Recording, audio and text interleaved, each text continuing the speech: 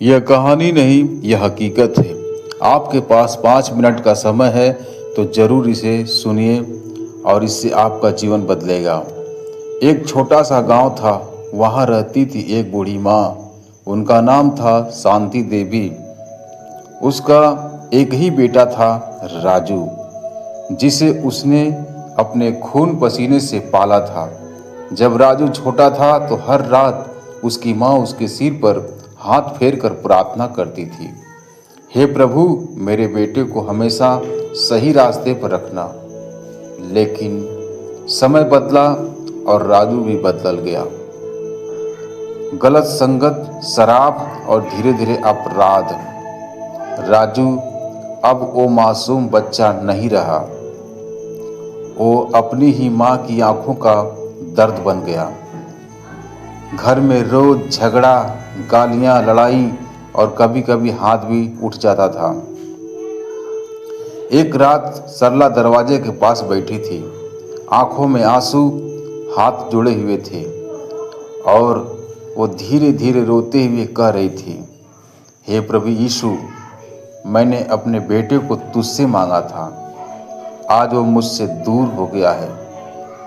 लोग कहते हैं वो कभी नहीं सुधरेगा, लेकिन मैं जानती हूँ आपके लिए कुछ भी असंभव नहीं है।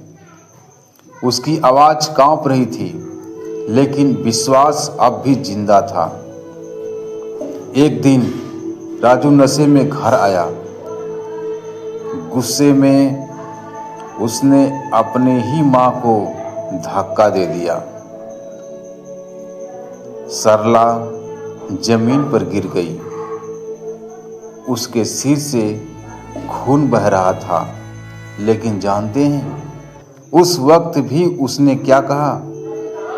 वो रोते हुए बोली, बेटा, मैं तुझे माफ करती हूँ। ये सुनकर भी राजू का दिल नहीं पिघला। वो दरवाजा पटक कर चला गया। उस रात सरला बहुत कमज़ोर हो चुकी थी। शांति बहुत कमज़ोर हो चुकी थी। वो बिस्तर पर लेटी थी। कमरे में सन्नाटा था। उसने आखिरी बार आंखें बंद की और धीरे से कहा, हे प्रभु यीशु, अगर मेरा बेटा कभी लौट आए तो उसे माफ़ कर देना। और उसकी सांसें थम गई। अगले दिन जब राजू घर लौटा तो उसने देखा उसकी माँ अब इस दुनिया में नहीं रही। वो गिर पड़ा और जोर जोर से रोने लगा, माँ उठो ना, मैं बदल जाऊंगा, मैं सब कुछ छोड़ दूंगा। लेकिन अब बहुत देर हो चुकी थी। उसने अपनी माँ के डंडे हाथ पकड़े और पहली बार उसका दिल पूरी तरह टूट गया। उस रात वो अकेला बैठा था। माँ की यादें, माँ की बातें याद आ रही थीं और पहली बार सच में रोया। उसने आसमान की तरफ देखा और कहा, हे प्रभु यीशु मसीह, अगर आप सच में हैं तो मुझे माफ़ कर दो। मैंने अपनी ही माँ को खो दिया, अब खुद को नहीं खोना चाहता। उस दिन के बाद राजू बदलने लगा। शराब छूट गई, गुस्सा खत्म हो गया और उसके दिल में आनंद आ गई।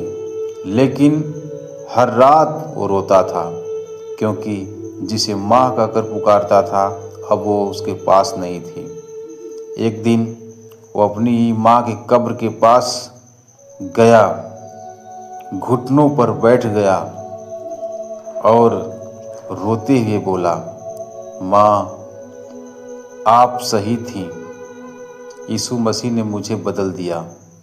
काश मैं ये आपको पहले बता पाता।